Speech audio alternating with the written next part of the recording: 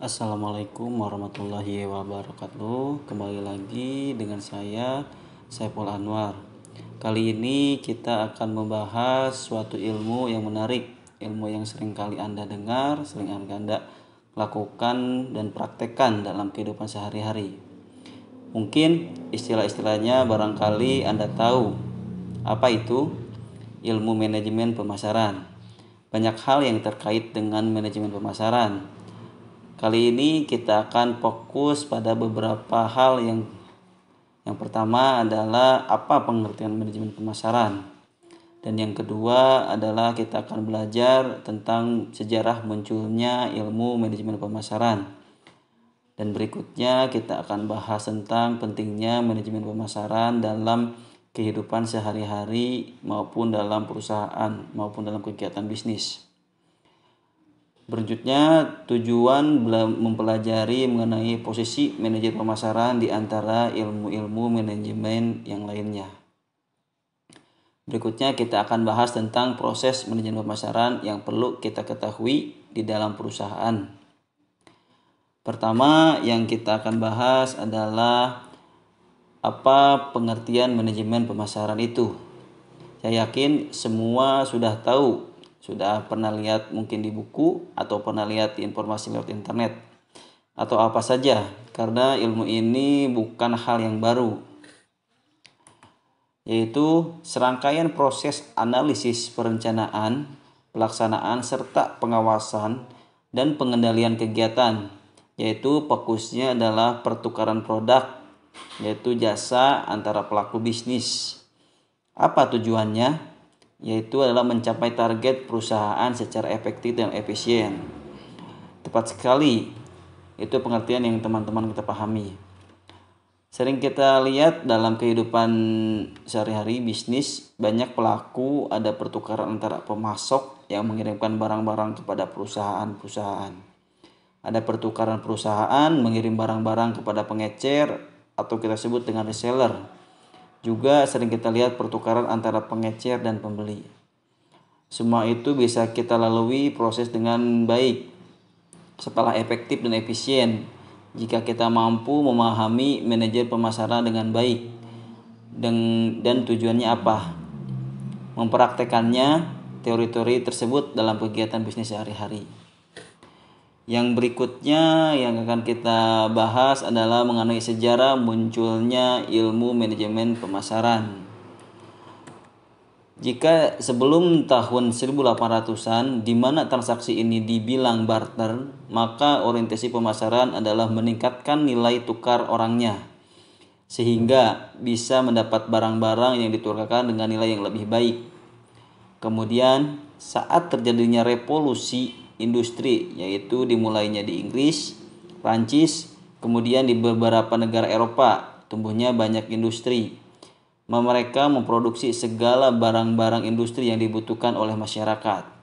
Kemudian munculnya industri-industri yang membuat barang yang sangat masif dalam jumlah yang luar biasa.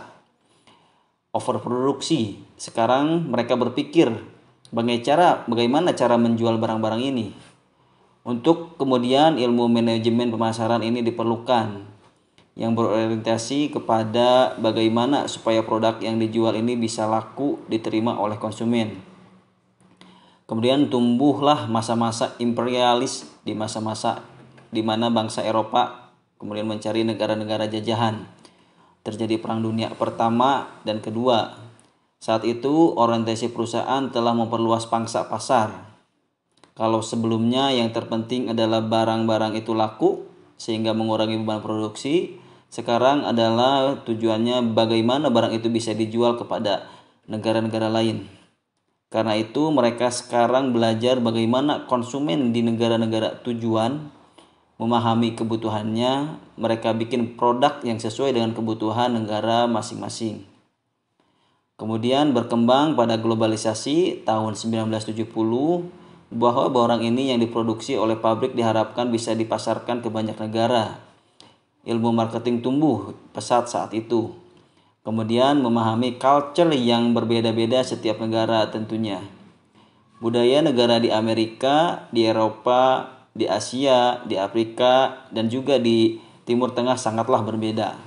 Karena itu, orientasi bagaimana memahami culture setiap budaya dan membuat produk ini bisa diterima oleh pasar menjadi sangat penting. Berkembang istilahnya konsep orientasi pasar, loyalitas, kepuasan, dan sebagainya.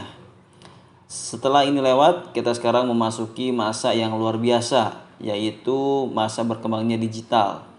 Berkembangnya teknologi informasi sekarang fokusnya tidak lagi memasarkan produk lewat media-media yang konservatif, tetapi lewat teknologi. Karena itu di tahun 2000 sampai sekarang berkembang luar biasa yang disebut sebagai internet teknologi. Internet yang digunakan untuk memperluas jejaring pemasaran. Konsep-konsepnya menjadi luar biasa yang kita kenal dengan digital marketing.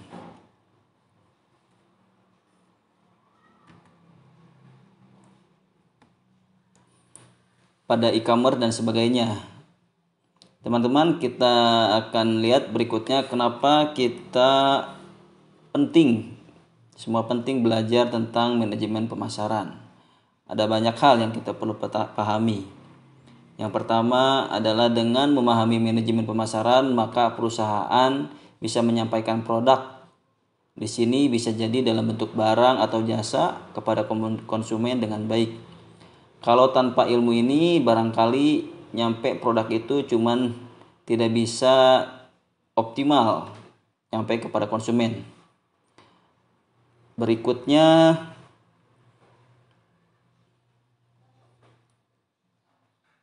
adalah ingat bahwa tadi dalam perusahaan ini ada bagian produksinya. Tugasnya adalah menghasilkan produk. Bagian marketing adalah fungsi untuk mendukung bagian produksi, sehingga produk ini bisa sampai pada konsumen, sehingga produknya bisa dihasilkan dan sampai pada konsumen. Kenapa kita pelajari? Karena dengan memahami manajemen pemasaran, maka perusahaan mampu mengetahui kebutuhan-kebutuhan yang betul-betul diperlukan oleh konsumen. Harapannya, dengan memahami konsumen, maka perusahaan bisa membuat produk yang betul-betul dibutuhkan.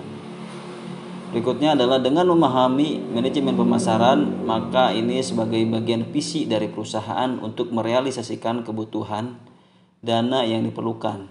Ingat bahwa dengan menjual produk maka perusahaan memperoleh pendapatan, dan pendapatan ini digunakan oleh perusahaan untuk menghidupkan seluruh kegiatan-kegiatan perusahaan.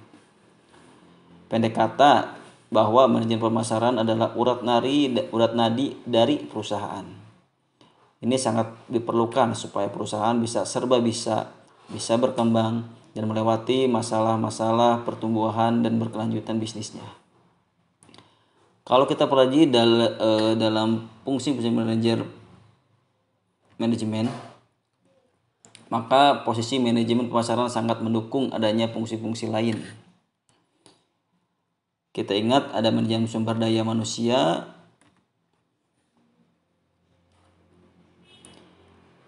mengatur karyawan, mengatur anggota organisasi, menentukan fungsi-fungsi divisi-divisi dalam perusahaan. Berikutnya adalah manajemen produksi. Itu tugasnya adalah membuat produk yang dibutuhkan oleh konsumen. Yang ketiga adalah manajemen keuangan. Tugasnya mengatur lalu lintas keuangan dalam perusahaan. Manajemen pemasaran di sini adalah mendukung fungsi SDM produksi, keuangan, sehingga perusahaan bisa memperoleh pendapatan dari produk-produk yang dijual. Teman-teman, banyak kegiatan dalam manajemen pemasaran seakan-akan fokus dalam 7 kegiatan.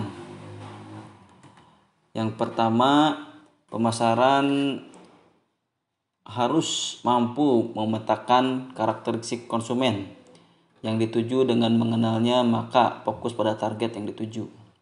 Yang kedua adalah seorang pemasar harus mampu melakukan riset pasar, semua data informasi berdasarkan data yang diperoleh di lapangan. Yang ketiga adalah seorang pemasaran mampu mengembangkan produk. Ingat bahwa setiap bisnis harus berkembang. Dasar berkembang adalah inovasi. Maka seorang pemasar tentunya mampu memberikan masukan kepada perusahaan tentang produk apa yang bisa dikembangkan. Berikutnya adalah seorang pemasar mampu melakukan promosi dan komunikasi produk. Tanpa itu produk yang ada hanya ada di perusahaan. Tentunya harus dilakukan promosi. Berikutnya, seorang pemasar harus mampu mendistribusikan produk-produk yang harus nyampe pada konsumen yang dituju. Dan berikutnya adalah seorang pemasar mampu merancang pola yang prima, pola yang ada harus di-create sehingga sampai pada konsumen dengan pelayanan yang unggul. Dan yang terakhir adalah seorang pemasar harus mampu menentukan harga bersaing. Saat ini harga menjadi prioritas bersaing. Beberapa harga yang mampu diterima oleh konsumen yang dituju. Dan ini ada sedikit tambahan buat teman-teman, sering kita dengar dengan digital marketing. Apa itu digital marketing? Suatu kegiatan pemasaran atau promosi sebuah brand atau produk dengan menggunakan media digital atau internet. Apa tujuannya? Segera supaya konsumen sungguhan yang ada di mana-mana ini mampu dituju dan mampu membeli produk yang diharapkan dari perusahaan. Sekarang berkembangnya digital marketing. Apa dasar dari digital marketing?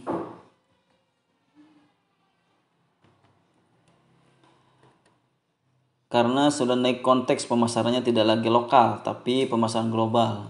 Kemudian adanya berkembang teknologi internet, adanya peluasan jejaring pasar yang sebelumnya sifatnya regional, sekarang terintegrasi menjadi global. Berikutnya adalah berkembangnya e-commerce. Ini sangat luar biasa. Yang terakhir adalah berkembang marketplace. Semua ini pemasaran global, teknologi internet, jejaring pasar, teknologi, e-commerce dan marketplace menjadi di sebuah konsep yang meningkatkan pemahaman kita mengenai pemasaran digital. Teman-teman, saya rasa semua ini kita pahami. Mudah-mudahan semua paham tentang apa yang manajemen pemasaran. Saya rasa cukup. Wabillahi taufiq wal hidayah.